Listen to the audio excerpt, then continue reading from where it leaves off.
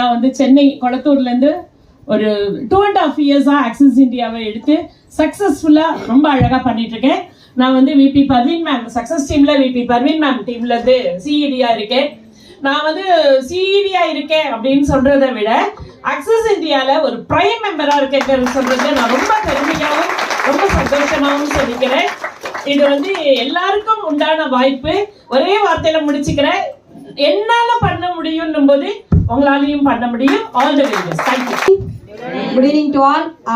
நம்மளுடைய VP host கோயின் Asha ma'am டீம்ல இருந்து பாண்டிச்சேரியில இருந்து பிசினஸ் எடுத்து பண்ணிட்டு இருக்கேன். என்னுடைய நேம் ராதிகா, ஹவுஸ் ஒய்ஃப். இந்த பிசினஸ் எடுத்து ஒரு 2.5 வருஷம் ஆகுது. இது வரைக்கும் ஒரு 32 லட்சம் வரைக்கும் சம்பாதிச்சிருக்கேன்.